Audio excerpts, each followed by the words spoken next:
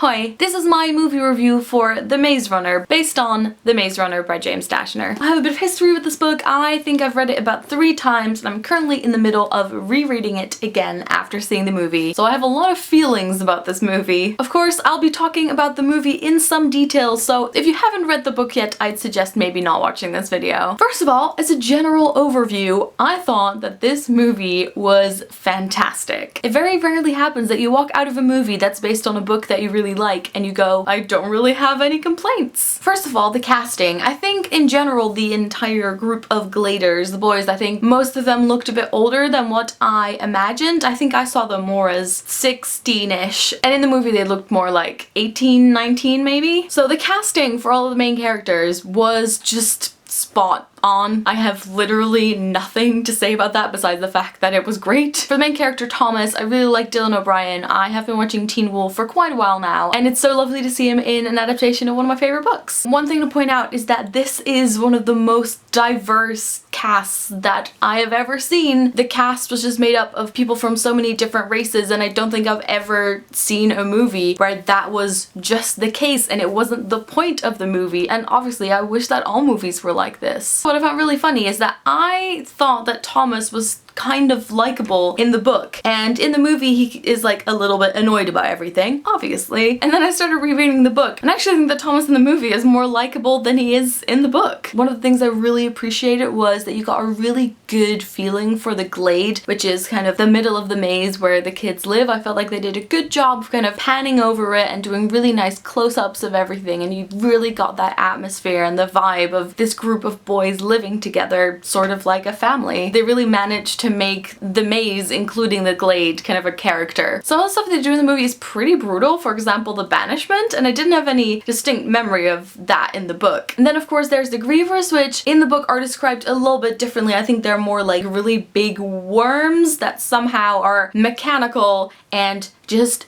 terrifying. I think the shape of them was really different in the movie. It's one of those things where it will always be scarier in your head no matter what you do, because things that you're making up yourself will be like the most terrifying thing you can think of. What I also really liked about the movie is that in the book the glade is quite established when they get there, so there was already this kind of house that was set up for them and they build pieces onto it, but in the movie you can tell that they obviously created everything that was there. Also, Albie in the book is kind of a new leader because the couple of people that were there before him I think died, and in the movie he's very much made a point of it that he was the first one to be there and he was there on his own for 30 days. And I think they gave a lot more weight to his character. It kind of changed it in a way, but I quite like that. I really like that they toned down the Glader slang, because when I was rereading the book there's quite a lot of it, and I feel like it could seem a little bit gimmicky if you know, put that in the movie too much. And they also didn't really do the telepathy between Teresa and Thomas, which I think was a good choice. Obviously they didn't want the risk of it being cheesy, so I think that was an excellent choice. I can't quite remember how much of a role that plays in the second book, which I will need to reread, but I'm sure they can figure that out. I loved how much the maze looked like the cover. They have a bit where they pan into the maze and it basically looks like this. Also, I loved the sort of backpack leather strap thing that the Maze Runners wore. Minho looked pretty fashionable with his denim shirt.